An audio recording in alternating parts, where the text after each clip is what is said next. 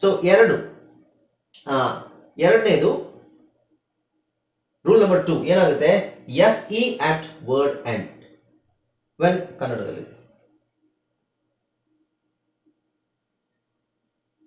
ನೋಡಿ ಎರಡನೇ ಎಕ್ಸಾಂಪಲ್ ಏನು, ಎರಡನೇ ರೂಲ್ ಏನು, ಪದದ ಕೊನೆಯಲ್ಲಿ ವವೆಲ್ ಆದ ನಂತರ ಎಸ್ ಇ ಬಂದಾಗ, ಪದದ ಕೊನೆಯಲ್ಲಿ ವವೆಲ್ ಆದ ನಂತರ ಎಸ್ ಇ ಬಂದಾಗ ಅದು ಸಾಮಾನ್ಯವಾಗಿ ಝೆಡ್ ಉಚ್ಚಾರಣೆ ಇರುತ್ತದೆ.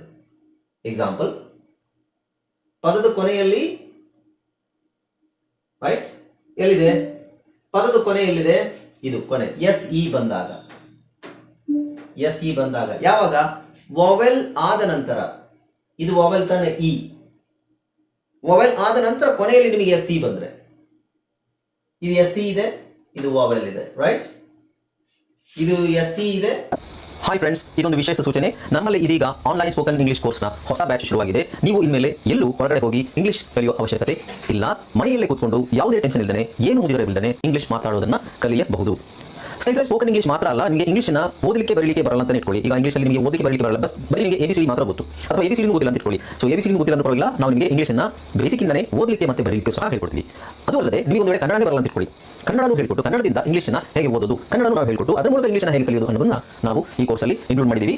ಸ್ನೇಹಿತರೆ, ಈ ಕೋರ್ಸನ್ನು ಚಿಕ್ಕ ಮಕ್ಕಳನ್ನು ಹೊರತುಪಡಿಸಿ ಬೇರೆ ಯಾರು ಬೇಕಾದ್ರೆ ಈ ಕೋರ್ಸ್ಗೆ ಜಾಯ್ನ್ ಆಗಬಹುದು. ನೀವು ಕೆಲಸಕ್ಕೆ ಹೋಗೋರು ಇರ್ಬೋದು, ಮನೆಯಲ್ಲಿ ಇರ್ಬೋದು, ಅಥವಾ ನೀವು ಯಾವುದೋ ಒಂದು ಬಿಸ್ನೆಸ್ ಮಾಡ್ತಾ ಇರ್ಬೋದು. ಓಕೆ, ಸೊ ಯಾರು ಬೇಕಾದ್ರೂ ಈ ಕೋರ್ಸ್ನ ಜಾಯ್ನ್ ಆಗಬಹುದು. ಹಾಗಾದ್ರೆ ಸ್ನೇಹಿತರೆ, ತಡ ಯಾಕೆ, ಈ ಸ್ಪೋಕನ್ ಇಂಗ್ಲಿಷ್ ಕೋರ್ಸ್ ಮತ್ತು English basic reading and writing ಕೋರ್ಸ್ನ ಜಾಯ್ನ್ ಆಗಬೇಕು ಅಂತ ಆಸಕ್ತಿ ಇರೋರು ಈ ಕೂಡಲೇ ನಿಮ್ಮ ಫೋನ್ ತೆಗೆದುಕೊಳ್ಳಿ ಹಾಗೂ ಇಲ್ಲಿ ಬರ್ತಿರುವಂತಹ ನಂಬರ್ಗೆ ಅಥವಾ ಕೆಳಗಡೆ ಬರ್ತಾ ಇರುವಂತಹ ನಂಬರ್ಗೆ ನೀವು ಕರೆ ಮಾಡತಕ್ಕದ್ದು ಅಥವಾ ವಾಟ್ಸ್ಆ್ಯಪ್ನಲ್ಲಿ ಸಂಪರ್ಕಿಸಿ ನಿಮ್ಮ ಹೆಸರನ್ನು ರಿಜಿಸ್ಟರ್ ಮಾಡಿಕೊಳ್ಳಿ. ಇದು ವವೆಲ್ ಇದೆ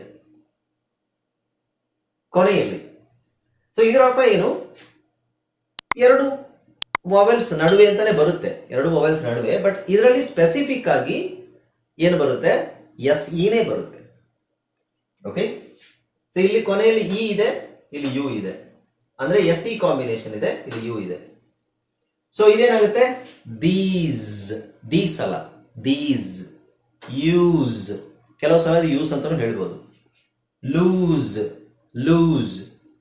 nose, close, rise, wise, lease, bruise, phase, choose, chose, tease, Z ಬರುತ್ತೆ. ಅದರಲ್ಲಿ ಎಕ್ಸೆಪ್ಷನ್ಸ್ ನೋಡಿ, ಎಕ್ಸೆಪ್ಷನ್ಸ್ ಇಲ್ಲಿದೆ ನೋಡಿ, ಕೇಸ್, ಎಸ್ ಇ ಇದೆ, ಕೇಸ್ ಅಂತ ಹೇಳಲ್ಲ, ಕೇಸ್. ಹೌಸ್ ಅಂತಾನು ಹೇಳ್ಬೋದು, ಎರಡು, ಹೌಸ್ ಅಂಡ್ ಹೌಸ್. ಮೌಸ್ ಅಲ್ಲ, ಸಾರಿ ಮೌಸ್ ಅಲ್ಲ, ಮೌಸ್.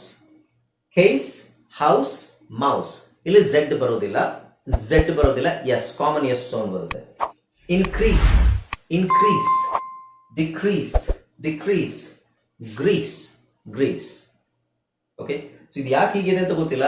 ಸಿಇ ಹಾಕಿದ್ರೆ ಮುಗ್ದೋಗಿರೋದು. MOUCE ಅಂತ ಹಾಕಿದ್ರೆ ಮೌಸ್ ಅಂತ ಓದ್ತಿದ್ವಿ. ಎಸ್ ಇದೆ, ಅದನ್ನ ಎಸ್ ಅಂತ ಓದ್ಬೇಕು, ಕೆಲವು ಕಡೆ ಝೆಡ್ ಅಂತ ಓದ್ಬೇಕು ಅಲ್ವಾ. ಓಕೆ, ಸೊ ಸೆಕೆಂಡ್ ರೂಲ್ ಇದು ಏನ್ ಹೇಳುತ್ತೆ, ಪದದ ಕೊನೆಯಲ್ಲಿ ವವೆಲ್ ಆದ ನಂತರ ಎಸ್ ಇ ಬಂದಾಗ, ಸೊ ಇಟ್ಸ್ ಕಾಮನ್, ಅಂದ್ರೆ ಎರಡು ವವೆಲ್ಗಳ ನಡುವೆ ಎಸ್ ಬಂದಾಗ ಅಂತ ಆಗುತ್ತೆ. ಬಟ್ ಇದು ಸ್ಪೆಸಿಫಿಕಲಿ ಕೊನೆಯಲ್ಲಿ, ಅದರಲ್ಲಿ ಒಂದಷ್ಟು ಎಕ್ಸೆಪ್ಷನ್ಸ್ ಇದೆ, ಅದನ್ನು ನೋಡ್ಕೊಂಡ್ರೆ ಆಯ್ತು. ಓಕೆ, ನೆಕ್ಸ್ಟ್ ರೂಲ್ ನಾವೇನ್ ನೋಡ್ತಾ ಇದ್ದೀವಿ ಈಗ, ಎಸ್ ಅನ್ನೋ ಅಕ್ಷರ ಎರಡು ಸೌಂಡ್ ಇದೆ ಅಂತ ಹೇಳಿದೆ, ಒಂದು ಸ್, ಇನ್ನೊಂದು ಝೆಡ್, ಇದು ಎಲ್ಲಿ ಬರುತ್ತೆ, ಎಲ್ಲೆಲ್ಲಿ ಬರುತ್ತೆ ಅನ್ನೋದು ನೋಡ್ತಾ ಇದ್ದೀವಿ. ಎರಡು ರೂಲ್ ನೋಡಾಯ್ತು, ಈಗ ಮೂರನೇ ರೂಲ್ ನೋಡ್ತಾ ಇದ್ದೀವಿ. ಓಕೆ, ಸೊ ಸಣ್ಣ ಪದಗಳ ಕೊನೆಯಲ್ಲಿ ಎಸ್ ಬಂದಾಗ ಝೆಡ್ ಆಗುತ್ತೆ. ಸಣ್ಣ ಪದಗಳು ಕಾಮನ್ ಆಗಿ, ಜಾಸ್ತಿ ಇಲ್ಲ ನೋಡಿ, ವಾಸ್, ಹ್ಯಾಸ್, ಈಸ್, ಆಸ್. ಇದು ವಾಸ್ ಅಲ್ಲ, ಹ್ಯಾಸ್ ಅಲ್ಲ, ಇಸ್ ಅಲ್ಲ, ಆಸ್ ಅಲ್ಲ. was, has, is, as. ಇದನ್ನ ನಾನು ನಿಮಗೆ ಓದಿಸ್ಬೇಕಾದ್ರೆ, ಪಾಠ ಓದಿಸ್ಬೇಕಾದ್ರೆ ಹಾಗೆ ಓದಿಸಿರ್ತೀನಿ, ಬಟ್ ಯಾರು ಅದನ್ನು ಅಬ್ಸರ್ವ್ ಮಾಡಿರ್ಲಿಕ್ಕಿಲ್ಲ. ಓಕೆ, ಸೊ ನಾನು ಹಾಗೆ ಹೇಳ್ತೀನಿ, ಐ ವಾಸ್ ಅಂತಿರಲ್ಲ. ಓಕೆ, ಹ್ಯಾಸ್ ಅಂತ ಹೇಳಿರ್ತೀನಿ, ಬಟ್ ಅದನ್ನು ಹ್ಯಾಸ್ ಅಂತಾನೆ ಓದಿರ್ತೀರ. ಓಕೆ, ಬೇಕಾದ್ರೆ ನೀವು ಪಾಠ ವಿಡಿಯೋ ಇದೆಯಲ್ಲ ಅದರಲ್ಲಿ ತೆಗೆದು ನೋಡ್ಬೋದು.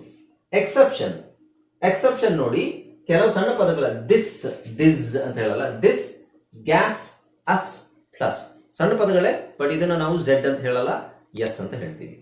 ಓಕೆ, ಕಾಮನ್ ಆಗಿ ಇದನ್ನೇ ಝೆಡ್ ಅಂತ ಹೇಳೋದು. ಯಾವುದು? Was, has, is, as. ಇದು ನೆನ್ಪಿಟ್ಕೊಳ್ಳಿ. ಇದರಲ್ಲಿ ನಿಮಗೆ ವಾವೆಲ್ ಆದ ನಂತರ ಬಂದಿದೆ ಅದೇನು ಹೇಳಕ್ಕಾಗಲ್ಲ.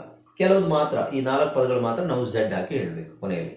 Okay, next plurals after voice sound. ನೋಡಿ, ವಾಯ್ಸ್ಡ್ ಸೌಂಡ್ ಈಗ ಇಲ್ಲಿ ಬಂದಿದೆ ನೋಡಿ. ವಾಯ್ಸ್ಡ್ ಸೌಂಡ್, ವಾಯ್ಸ್ಲೆಸ್ ಸೌಂಡ್ ಅಂತ ಬರುತ್ತೆ. ಇದರ ಮುಂಚೆ ನಾನು ನಿಮಗೆ ಪಾಠ ಮಾಡಿದ್ದಲ್ಲ ಅದೇನೆ. ಸೊ ಮೂಲ ಪದ ವಾಯ್ಸ್ಡ್ ಸೌಂಡ್ ನಲ್ಲಿ ಕೊನೆಯಾದರೆ, ಇದು ಕರೆಕ್ಟ್ ಆಗಿ ನಿಮಗೆ ವಾಯ್ಸ್ಡ್ ಸೌಂಡ್ ಏನಂತ ಗೊತ್ತಿರಬೇಕು. ಮೂಲ ಪದ ವಾಯ್ಸ್ಡ್ ಸೌಂಡ್ ನಲ್ಲಿ ಕೊನೆಯಾದರೆ ಅದರ ಬಹುವಚನದಲ್ಲಿ ಬರುವ ಎಸ್ ಅಕ್ಷರವು ಝೆಡ್ ಉಚ್ಚಾರಣೆಯಾಗಿರುತ್ತದೆ. ಇದು ಏನಂತ ನಿಮಗೆ ಒಂಚೂರು ಐಡಿಯಾ ಇಲ್ಲ, ಹೌದಾ? ಇದರ ಅರ್ಥ ಏನು? ಮೂಲ ಪದ ವಾಯ್ಸ್ಡ್ ಸೌಂಡ್. ವಾಯ್ಸ್ಡ್ ಸೌಂಡ್ ಅಂತ ನಾನು ಏನು ಹೇಳಿದೆ? ಧ್ವನಿಯಲ್ಲಿ ಬರುವಂತದ್ದು L, M, N, okay, D, ಈ ತರದೆಲ್ಲ ವಾಯ್ಸ್ಡ್ ಸೌಂಡ್ ಏನಿದೆ, ಈ ಸೌಂಡ್ ಅಲ್ಲಿ ಈ ಅಕ್ಷರಗಳ ಕೊನೆಯಲ್ಲಿ ವಾಯ್ಸ್ಡ್ ಸೌಂಡ್ ಇದ್ದು ಅದರ ಪ್ಲೂರಲ್ ಬಹುವಚನ. ಈಗ ಕಾಗೆ, ಕಾಗೆಗಳು, ಹಣ್ಣು, ಹಣ್ಣುಗಳು, ಹಕ್ಕಿ, ಹಕ್ಕಿಗಳು, ಗಳು ಅಂತ ಹೇಳ್ತೀವಿ. ಅದೇ ತರ ನಾವು apple, apples, job, jobs, cat, cats. Okay, ಈ ಪದಗಳಲ್ಲಿ ಕೊನೆಯಲ್ಲಿ ಯಾವ ಅಕ್ಷರ ಬರುತ್ತೆ, ಆ ಅಕ್ಷರ ವಾಯ್ಸ್ಡ್ ಸೌಂಡಾ ವಾಯ್ಸ್ಲೆಸ್ ಸೌಂಡಾ ಅನ್ನೋದ್ರ ಮೇಲೆ ಡಿಪೆಂಡ್ ಆಗುತ್ತೆ. ವಾಯ್ಸ್ಡ್ ಸೌಂಡ್ ಇದ್ರೆ ಅಂದ್ರೆ ಧ್ವನಿ ಪೆಟ್ಟಿಗೆ ನಾವು ಹೇಳುವಂಥದ್ದು ಎಲ್, ಎಂ, ಎನ್, ಡಿ ಇವೆಲ್ಲ ಇದ್ರೆ ವಾಯ್ಸ್ಡ್ ಸೌಂಡ್ ಅಲ್ವಾ? ಸೊ ಅದರ ಅರ್ಥ ಹಾಗೆ.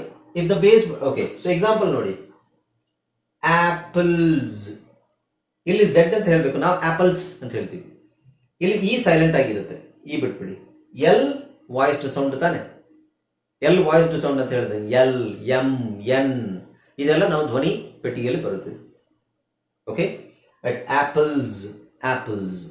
ಅದು ಇಷ್ಟು ಡೀಟೇಲ್ ಆಗಿ ಹೇಳ್ಬೇಕಂತ ಏನಿಲ್ಲ, ಬಟ್ ಇದನ್ನ ಹೀಗೆ ಹೇಳ್ತಾರೆ. ಇದು ಈ ರೂಲ್ ಪ್ರಕಾರ ನಾನು ಹೇಳ್ಕೊಡ್ತಾ ಇದ್ದೀನಿ. Apples, 2 apples, 2 apples. ಬಟ್ ತುಂಬಾ ಡಿಫರೆನ್ಸ್ ಅನ್ಸುತ್ತಾ? ಇಲ್ಲ. ಕೆಲವು ಕಡೆ ತುಂಬಾ ಈಗ ರೀಸನ್ಗೆ ನೀವು ರೀಸನ್ ಅಂತ ಹೇಳ್ಬೇಕು, ರೀಸನ್ ಅಂತ ಹೇಳಂಗಿಲ್ಲ. ಇಲ್ಲಿ ನೀವು ಆಪಲ್ಸ್ ಬದಲು ಆಪಲ್ಸ್ ಅಂತ ಹೇಳಿದ್ರು ಪರವಾಗಿಲ್ಲ, ಅಷ್ಟು ಆಗಿ ಅದು ಎದ್ದು ಕಾಣಲ್ಲ. ಎಲ್ಲಿ ಹೇಳ್ಬೇಕು, ಇಲ್ಲೂ ಹೇಳ್ಬೇಕು ಹೌದು, ಬಟ್ ಎದ್ದು ಕಾಣುವಂಥದ್ದು ಎಲ್ಲಿ? Reason, season, okay, present, visit, music. ಇಲ್ಲೆಲ್ಲ ನೀವು ಎಸ್ಸೇ ಹೇಳಿದ್ರೆ ಏನಾಗುತ್ತೆ? Reason, season, present, visit, music ಹಿಂಗ್ ಬರುತ್ತೆ, ಹೌದಾ? ಬಹಳ ವ್ಯತ್ಯಾಸ ಕಂಡುಬಿಡುತ್ತೆ. ಇಲ್ಲಿ ಅಷ್ಟಾಗಿ ವ್ಯತ್ಯಾಸ ಕಾಣಲ್ಲ, ಬಟ್ ರೂಲ್ ತಿಳ್ಕೊಂಡಿದೆ ನೋಡಿ. ಆಪಲ್ಸ್, ಜಾಬ್ಸ್, ಜಾಬ್ಸ್ ಅಲ್ಲ ಜಾಬ್ಸ್, ಬಿ ಮತ್ತೆ ಝೆಡ್ ಒಟ್ಟಿಗೆ ಬರುತ್ತಲ್ವಾ? B F Z, jobs, jobs, jobs. Pencils, pencils, phones, shoes, bugs, pears, friends. ಅಲ್ಲಿ ಝೆಡ್ ಇದೆ, ಝೆಡ್ ಉಚ್ಚಾರಣೆ ಆಗುತ್ತೆ, ಬಟ್ ಅದು ಅಬ್ಸರ್ವ್ ಆಗಲ್ಲ ಅಷ್ಟೇ. ಓಕೆ, ಆಮೇಲೆ ಪ್ರೊಜೆಕ್ಟರ್ ಎದ್ದು ಕಾಣೋದಿಲ್ಲ, ಹೈಲೈಟ್ ಆಗೋದಿಲ್ಲ. ಓಕೆ, ಇದನ್ನ ಬೇಕಾದ್ರೆ ಬಿಟ್ಬಿಡ್ಬೋದು ನೀವು, ನೋ ಪ್ರಾಬ್ಲಮ್.